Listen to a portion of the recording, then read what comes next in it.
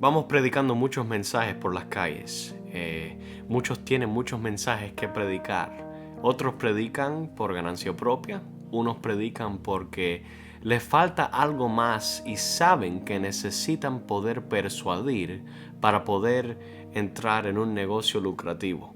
Otros predican para poder incrementar en sus ganancias o incrementar en aquellos que los oyen. Pero en el mensaje que nosotros predicamos, aquellos que amamos la palabra de Dios y sabemos la importancia que tiene el Evangelio, el mensaje que debemos predicar está completamente conectado con la persona de Jesucristo.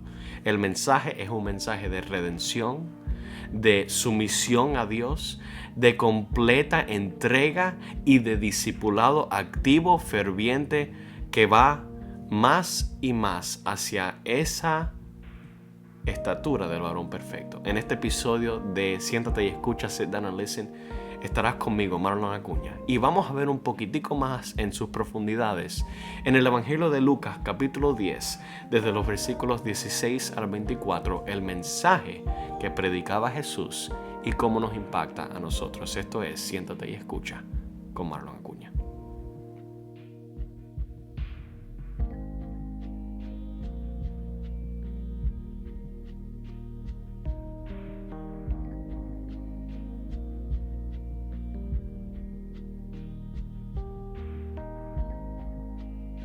El Evangelio, o como es también dicho, las buenas nuevas, se trata completamente de este Salvador prometido y de la reconciliación entre Dios y la humanidad.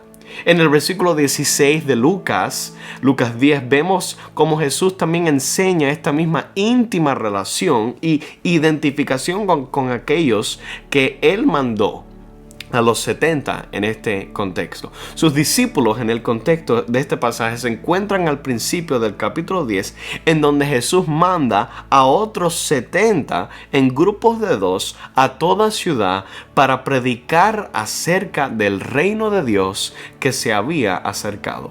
Y ahora en el versículo 16 vemos las últimas palabras que les dio Cristo antes de mandarlos. Leemos: el que a vosotros oye, a mí me oye, y el que a vosotros desecha, a mí me desecha, y el que me desecha a mí, desecha al que me envió. Lucas 10, versículo 16. En este versículo vemos que hay dos grupos de individuos. Estos discípulos se van a encontrar aquellos que oyen el mensaje y también aquellos que desechan la palabra de Dios. Qué lindo que Cristo aquí nos da una advertencia antes de ir al campo misionero. Segundo, también vemos que hay una conexión entre los discípulos y Jesús mismo. El que a vosotros oye, a mí me oye. Si nuestros mensajes, si el mensaje que sale de nuestra boca es el mensaje de la cruz de Cristo, si nuestras palabras no son las de nosotros mismos, sino las que previenen de la boca de Dios, entonces esta verdad se cumple en nosotros. Esta realidad nos debería dar una confianza plena y la seguridad que si el mensaje nuestro es el que nos fue dado, el que nos fue encomendado, Jesús mismo respaldará nuestro hablar. Porque es para Él, por Él y por medio de Él. También esto se aplica no solamente en los momentos donde la palabra es recibida con gozo, sino también cuando la palabra es de gracia, de vida eterna, también es desechada y odiada y repudiada por muchos. Y ahí no nos gusta estar. Es ese encuentro no solamente en el campo misionero, sino también en la iglesia local, cuando nos encontramos con aquellos oyentes que tienen oídos pero no oyen.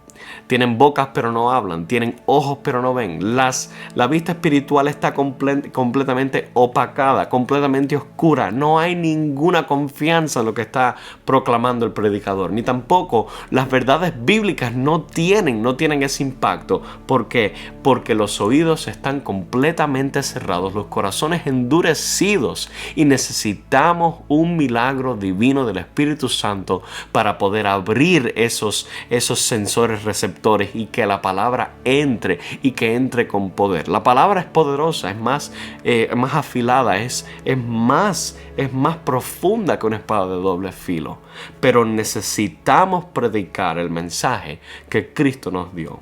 Pero Cristo les comunicó esta advertencia a sus discípulos porque Él mejor que nadie sabía que la palabra del Evangelio siempre encontraría conflicto. Porque el corazón del hombre es malvado, como Jeremías nos dice, porque el mundo ama más la oscuridad que la luz. Pero es este Evangelio, y el Evangelio es el que tiene poder porque comunica una verdad sobre aquel que le dio vista al ciego, limpió al leproso y sana al que es manco. Cristo también en este cuarto punto también nos enseña otra vez sobre la íntima relación entre Él y el Padre. Tiene que ver con este mensaje. Esta relación entre el Hijo y el Padre, la oración del Hijo al Padre, la comunión entre el Hijo y el Padre, la comunicación desde la eternidad pasada en el acto de la creación, todo lo que el Padre le dio al Hijo, los regalos de la salvación que somos nosotros, somos los que somos dados al Hijo de parte del Padre. Esta íntima relación que tienen estas dos personas de la Trinidad también con el Espíritu Santo está completamente sellada en el mensaje del Evangelio. La salvación, mis amados, nos tenemos que acordar, es un acto trino. Nosotros, los que somos bíblicos, los que amamos las Escrituras, los que somos conservadores de la verdad bíblica, tenemos que creer en un Dios trino, Dios Padre, Dios Hijo, Dios Espíritu Santo. Y la salvación que es expuesta no solamente en las profecías del Antiguo Testamento, del Primer Testamento, sino lo que está pasando en los eventos del Nuevo Testamento, es un evangelio de vibración, de vida, de impacto inmediato y de salvación trina. El Hijo no impulsó este plan solo, sino que voluntariamente se despojó de su gloria, Filipenses capítulo 2, de los ángeles cantando y dándole loor y alabanza, de su trono eterno, de su gloria, y fue enviado por el Padre, Juan 3:16, porque de tal manera amó Dios al mundo que dio a su Hijo unigénito, para que todo aquel que en Él cree no se pierda, mas pueda tener vida eterna. El mensaje del Padre es el mismo mensaje del Hijo, y el mensaje del Hijo es el mismo mensaje del Padre. Juan capítulo 8 versículo 38 lo declara. Jesús hablando dice: yo hablo lo que he visto acerca del Padre, y vosotros hacéis lo que habéis oído cerca de vuestro Padre. Porque yo no he hablado por mi propia cuenta. El Padre que me envió, Él me dio mandamiento de lo que he de decir y de lo que he de hablar. Juan 12:49. De entre los versículos 17 al 20, en este contexto de Lucas 10, encontramos más ahora estos 70 discípulos que Jesús va a mandar regresan de su compañía, completaron su tarea dada por el Maestro, y en el versículo 16 se nos dice: volvieron los 70 ¿con qué? Con gozo, diciendo: Señor, aún los demonios se nos sujetan en tu nombre.